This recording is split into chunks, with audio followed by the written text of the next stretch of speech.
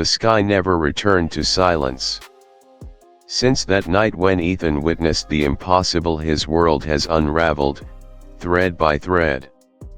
What was once a fleeting encounter has become a signal, echoing through hidden frequencies and encrypted records. The deeper he digs, the more he realizes, this isn't just about what he saw. It's about what's always been here. Beneath crowded streets and familiar faces lies a pattern. An intelligence. A presence not entirely human. This is not just the continuation of a story. It's the unveiling of a system. Welcome to Episode 2, The Hidden Face of the Men in Black. The deeper you go, the less real the surface becomes. The room was colder than it should have been. Ethan had sealed the windows, taped the vents, disabled every smart device in the apartment. And still, he felt it, the subtle current of something moving through the air, like the static left behind after a signal passed through too fast to hear. On his desk, the black drive blinked once. Not green. Not red. Just a single pulse of light, soft and violet, as if it knew he was watching. He connected it again. This time, there was no prompt. No menu. Just a single folder, titled in a dead dialect of code strings of characters that didn't match any known encryption format, something older, almost deliberate. Language meant to be unreadable. Inside, he found dust. Not actual dust, but what looked like it: scattered data clusters, broken timestamps, metadata shards. Dead pixels arranged like forgotten memories. He pieced them together, frame by frame, and something began to emerge: footage. Grainy. Shaky.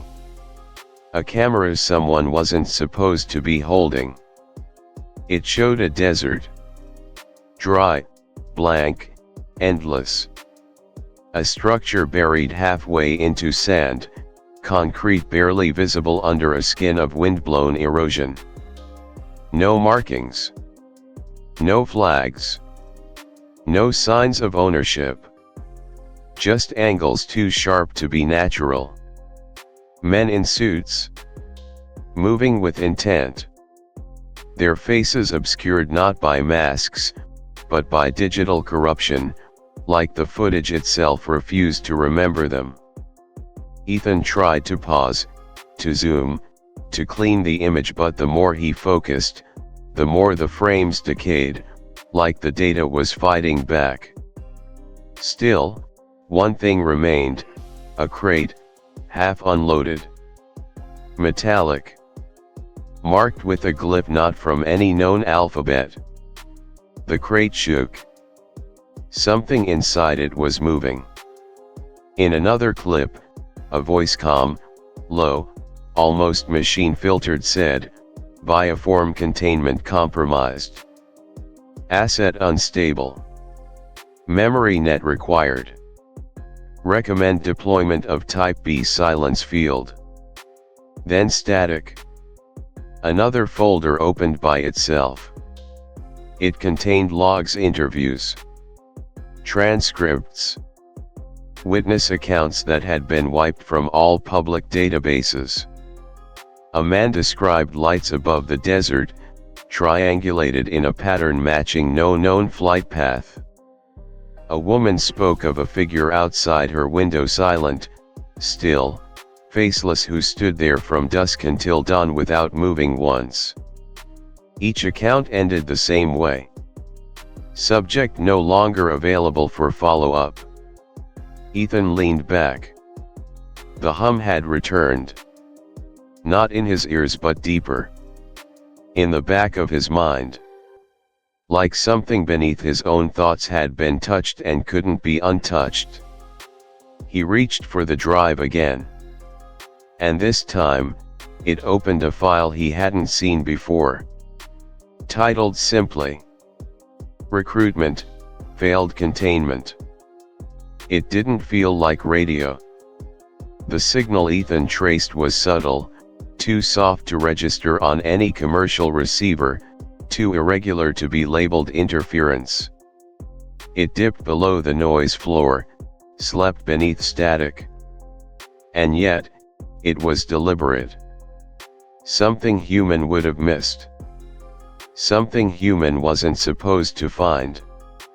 He'd first noticed it late around 2:13 am when his noise cancellation software failed to suppress a persistent pulse hiding inside background hum. He isolated it, looped it, stretched it out until the rhythm emerged. Not Morse. Not binary. But still coded. A language in disguise. Ethan ran it through spectrum analysis. At first, nothing. Then, a secondary frequency emerged nested like a parasite, buried under white noise. A pattern, 5 pulses, a pause, 7 pulses, silence. He matched it against satellite traffic. No correlation. Cross-checked with emergency bands. Nothing. But when he mapped the signal across terrain elevation, something broke loose. The pulse had structure. It wasn't broadcasting randomly, it was bouncing, folding through low valleys and mountain corridors, moving like it was avoiding something. As if the signal itself was hiding from being heard. He fed the waveform through an old Air Force tool, something left over from declassified Cold War sonar sweeps. The interface stuttered, then stabilized. And on the screen appeared an outline, not sound, but architecture. The frequency had walls. Echo patterns revealed dimensions. Negative space carved from what should have been silence. Like sonar inside a cathedral buried beneath sand. And in the center, still, dense, and wrong, was a shape. Small. Contained. But radiating like it knew it had been discovered. He stared at the data until the screen dimmed itself. Then a new sound. Not in the room, but in him. A low note. Metallic. Almost subvocal. It thrummed at the base of his skull, matching the beat he had just decrypted. He pressed his palms to his temples. Somehow, he understood it wasn't just a signal, it was a call. Not outward. Not across distance. Inward. Something buried deep, not in the earth, but in the fabric of awareness, was answering. Slowly. Like something waking up after being forgotten. Ethan exhaled. Eyes wide. Alone. But now, the silence wasn't empty anymore. It was listening back. It started with a flicker, just a soft, stuttering flash at the edge of Ethan's screen. A file appeared without sound, without prompt, as if it had always been there, waiting for the right moment to be seen. There was no icon, no extension. Just a name, clearance, null. He opened it. What spilled out wasn't information, it was absence dressed as data. A gallery of portraits stared back at him.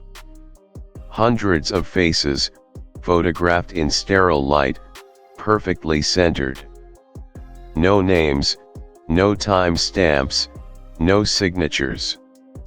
Only codes, each colder than the last. He leaned closer. The faces weren't identical, but they weren't human either. Not truly. There was something behind the symmetry, something engineered. Their eyes never focused directly. Their expressions were too smooth, like skin pressed into place rather than grown. It was like looking into mannequins that might blink. And then one of them did. Just a flicker, maybe a compression glitch, but for a single frame, Ethan saw it. The corner of a mouth curl. A subtle twitch beneath the right eye. An expression. A response. And then it was gone. He clicked again. The same face appeared, but under a different code. Then again, same expression, different ID. Some of them were wearing sunglasses indoors. Others had the blankness of taxidermy, still and too present. One stared straight at him through the screen. There was a new folder buried inside. Phantom records, deployment assets. He opened it. The documents were grainy scans, location logs for federal buildings, DMV offices, courthouses, passport control booths. Anywhere a person might face someone in authority and surrender a piece of their identity. Here, those people were labeled simply, verified human proxy. One form remained partially unredacted, synthetic dermal layer, Gen 3. Max duration, 72 hours. Skin. Artificial. Expiring. The behavior protocol file followed. Don't initiate conversation. Avoid sustained eye contact. Refrain from touching subjects. And at the bottom, in bold, approximate mimicry sufficient. Full biological accuracy not required for authority compliance. He stared at that line. It wasn't about being real. It was about being obeyed. A man in a dark suit. A blank badge. A still face behind a desk. That was all it took to make people stand in line, to make them hand over documents, to make them walk away with no memory of something being off. Ethan's thoughts were still forming when the knock came. 3 knocks. Even. Calm. Perfectly spaced. He turned. His front door stood shut. He checked the feed. There, on the screen, stood a man. Black suit. Clipboard. Silent. Staring slightly down. Not at the door. Not at the camera. Just, forward. Still. It was the same face from the file. Exactly the same. No motion. No signal. No message. The man stood for 46 seconds, then turned and walked away. Ethan replayed the feed. The footage was intact. Timestamp correct.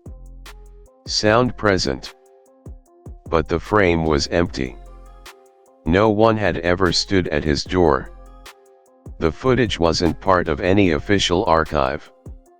It had no watermark, no time code, no classification stamp. Just static. Then silence. And then, something began. The image shook handheld, covered. A hallway, sterile and white, like the kind used in containment facilities. The camera operator breathed heavily, trying to stay quiet. At the far end of the corridor, a door hissed open.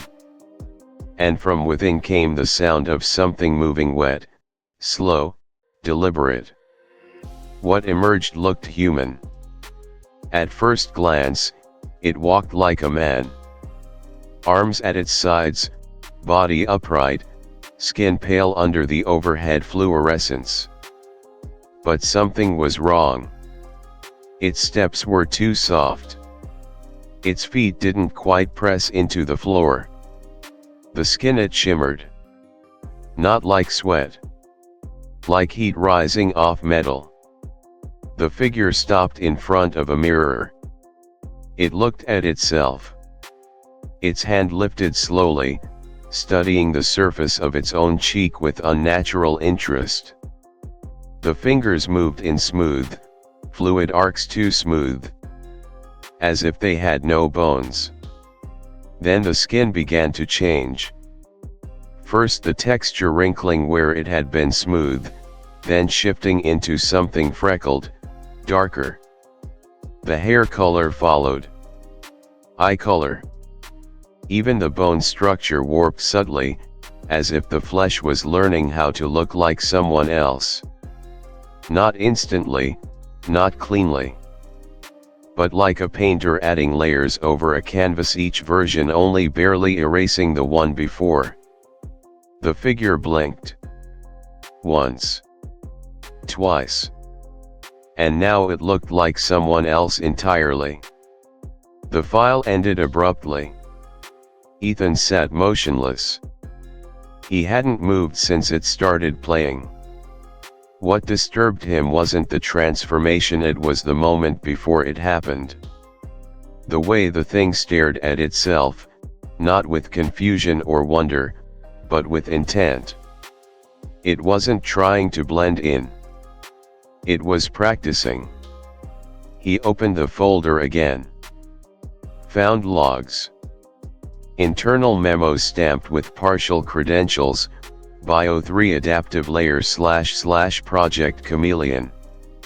The language was technical, but some words struck through the cold text like a whisper in a crowd. Initial subjects exhibit mild instability in identity retention. Increased deviation during social mimicry at hour 48+.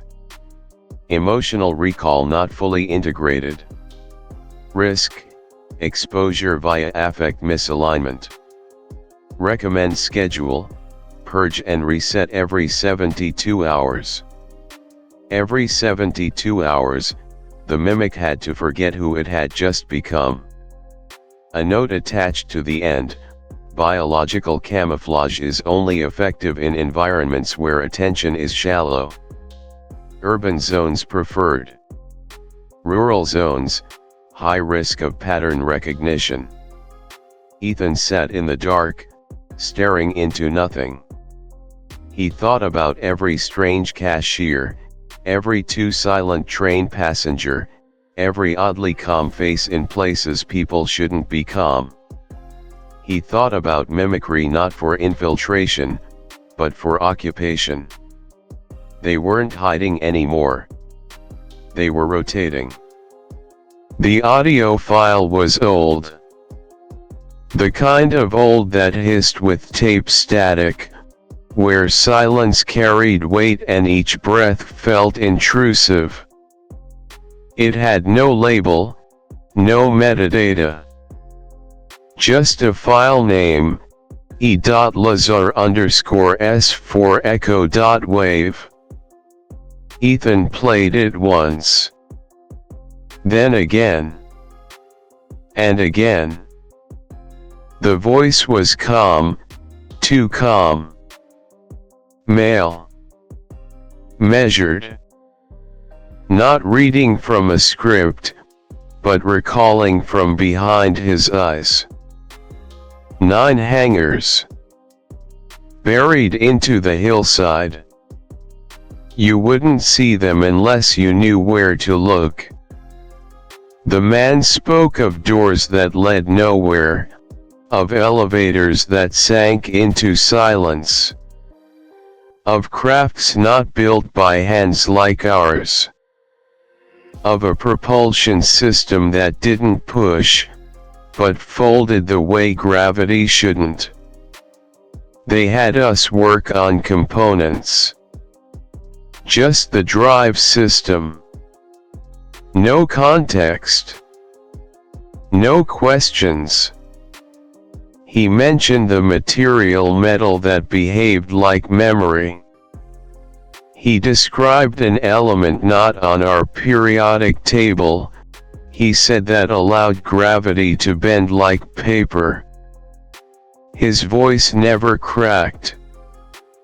But underneath it all, Ethan heard it, not fear. Something colder. Resignation.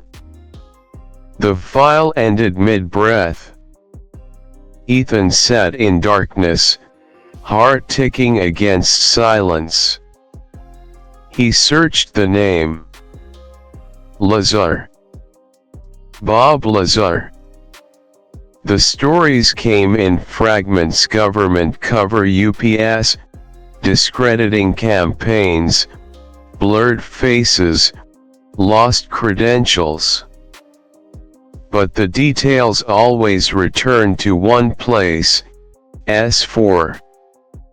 Not Area 51. Something beneath it? Something outside jurisdiction. And something maintained.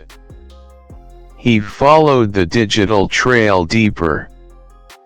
Scraped from forums older than memory, half-deleted threads, ghosted caches. A schematic surfaced, blurred, grainy, unfinished. But real. 9 bays cut into earth. Not for aircraft. For containment. Then, a second voice. Not from the file. From a call Ethan didn't answer in time. Left on voicemail. Female. Crisp. Unfamiliar. You've accessed unauthorized S4 reference data. Your activity is being reviewed. This message will auto-delete. And it did. He tried to replay it. There was nothing. Not even the number. Ethan disconnected his drives. Physically. Tossed them into the sink. Water, salt, everything he'd learned about killing memory. But the silence felt different now. Like something in the air remembered what the machine had forgotten. That night, in sleep or what passed for it, he saw hangars in his dreams. Silent corridors. Lights that buzzed without bulbs. Rooms not built for human shape. And in the center, floating above a platform of black glass, was a sphere. No reflection. Just a hum. The sound of gravity being taught to lie. It began with coordinates. Buried inside a broken GIS file, hidden beneath 4 layers of corrupted map data. The file didn't open, it leaked. Lines of code unraveling like vines, each pointing toward small urban anomalies, buildings that were still connected to the grid, but long forgotten by the people who lived beside them. The first was a bodega in Queens. The metal shutters were down, rusted into place. The front signage was sun-bleached and illegible. No records of business permits in the past 10 years. But inside, the power meter was active. The refrigeration units drew steady voltage. And just once a delivery drone had pinged the rooftop 2 weeks prior. Ethan went there. He waited across the street. Hours passed. Light never changed in the upper windows. No movement. No sound. But at 3:11 a.m., a flicker. In the far back window, just a pulse, like a heart behind the walls. He blinked. Gone. The second was a chapel in Detroit. Condemned since 2004. Crack-stained glass. Graffiti curling like mold across the bricks. But the doors were chained from the inside. And from the bell tower, faint harmonics, ultrasonic tones pulsing too fast for human hearing, but clear as song through Ethan's modified audio rig. The third, an elementary school in Albuquerque. Shut down after a gas leak scare. Yet once a week, trash bins were rolled to the curb. New. Clean. Still wet with condensation. Ethan followed the patterns. The locations weren't random. They were patterned. Each site fell within a 3.2-mile radius of documented UAP sightings, triangles of light, anti-gravity signatures, silent flashes caught on security cams. They weren't hiding in forests or deserts. They were inside the city. The disguise wasn't in shadows. It was in routine. In neglect. The buildings weren't abandoned, they were shells. Skins. Hollow vessels filled with something not meant to be noticed. Inside a final location, an old laundromat in Tacoma, Ethan found what he didn't expect. A single room. Concrete walls. No washers. Just silence. And a chair. Facing the wall. Straps. No dust. No smell. And a faint hum in the air, like electronics warming up, though no device was visible. On the wall behind the chair, 7 symbols. Not words. Not language. Just lines, intersecting at angles that hurt the eyes. He didn't take a photo. Couldn't. His hands wouldn't move. Only when he stepped outside did he realize the building had no door. Only a wall. The screen flickered to life without warning. No timestamp.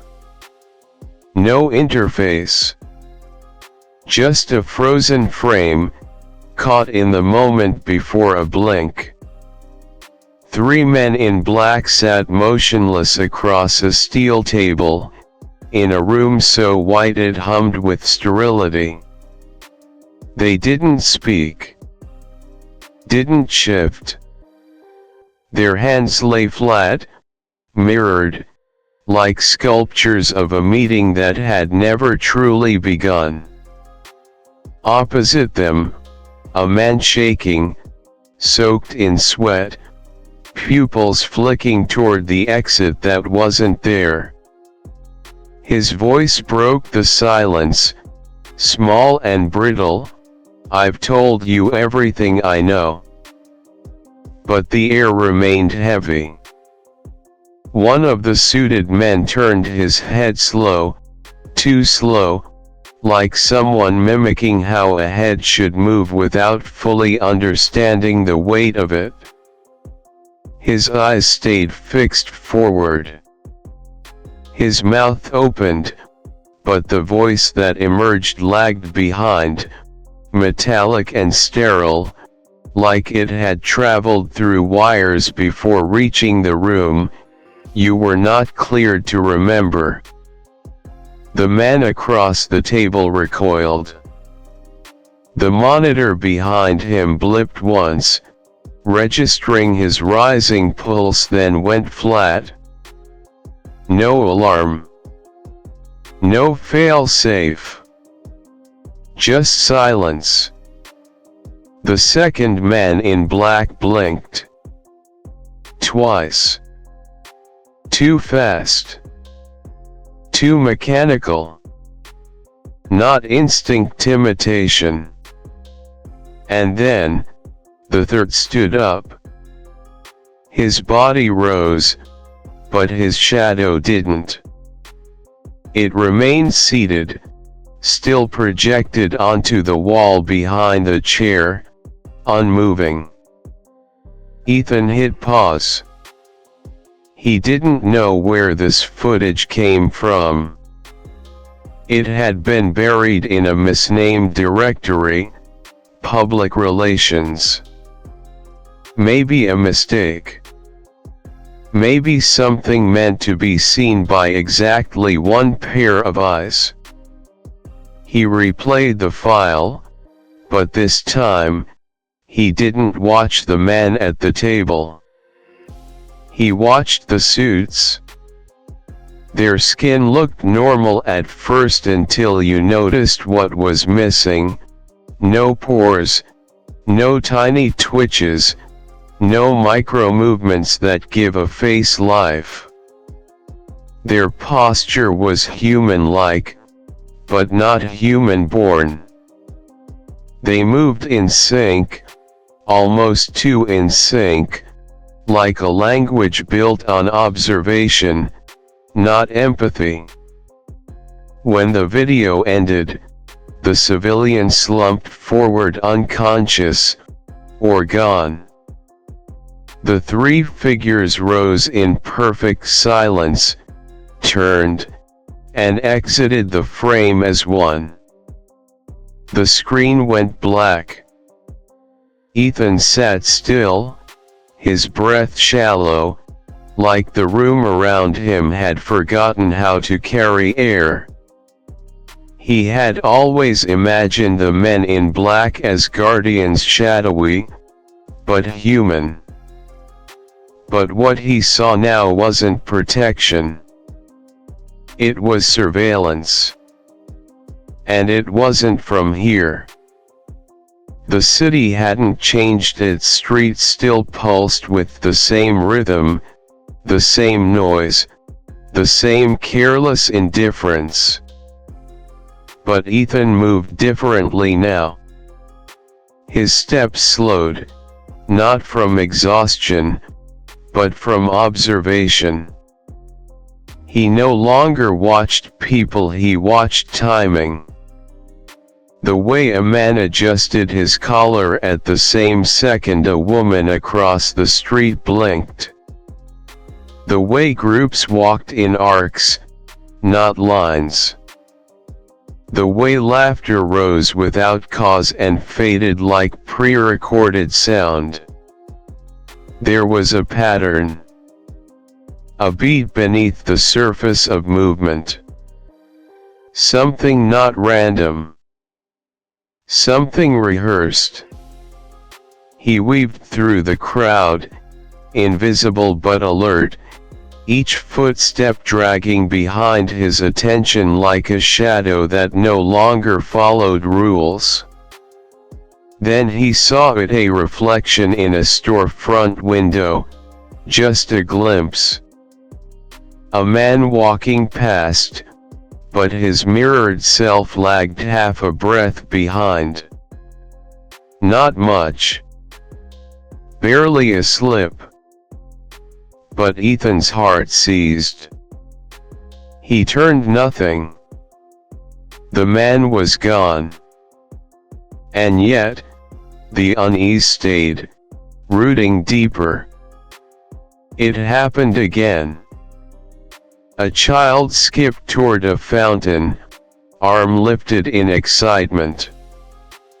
But in the mirrored glass of a parked van, the child's reflection moved, too early. Or too late. He couldn't tell anymore. A woman smiled at someone across the street, but in the display window, her face remained blank. The smile was there but only in the mouth. The eyes were empty, still, untouched by joy. Ethan stopped moving. The sidewalk carried on without him, the current of footsteps parting around his stillness. He turned slowly to the mirrored glass of a bus shelter. Looked into it.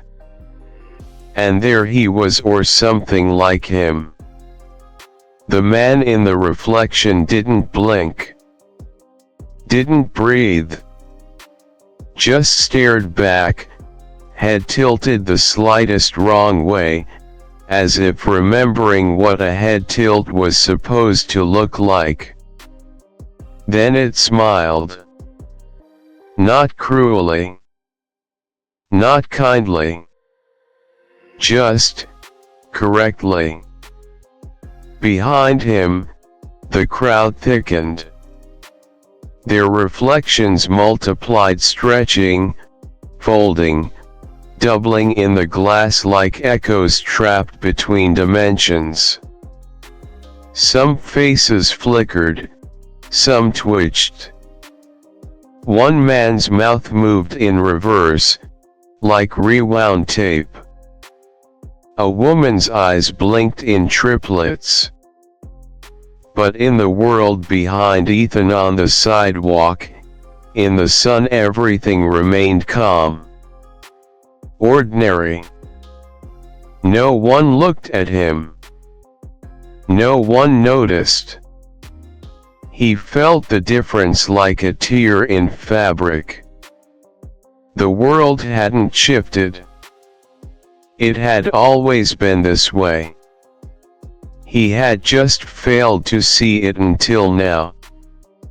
And now, the curtain would never quite close again. The reflection of himself tilted its head once more. Slow. Knowing. And somewhere in the glass, they all smiled. The apartment was no longer silent, just holding its breath. Ethan stared at the screen, where a soft violet glow pulsed like a quiet signal waiting to be heard. Then it came. A nameless window. A message, buried in code. Signal received / priority, origin unknown. No sender. No source. Just a countdown. 3, 2, 1, and then data spilled like smoke. Glyphs that didn't belong to any human alphabet. Fragments of sound stitched together like dreams. A set of coordinates. Unlisted. A place that shouldn't exist. A whisper of invitation. Or warning. Ethan didn't move. But something had moved through him. And maybe, through you, too. If you've ever heard the silence shift. If something in a reflection ever blinked when you didn't. Leave a trace. A theory. A forgotten detail only you noticed. We're listening. And we'll return. The next signal comes from a place with no name. Episode 3 is coming.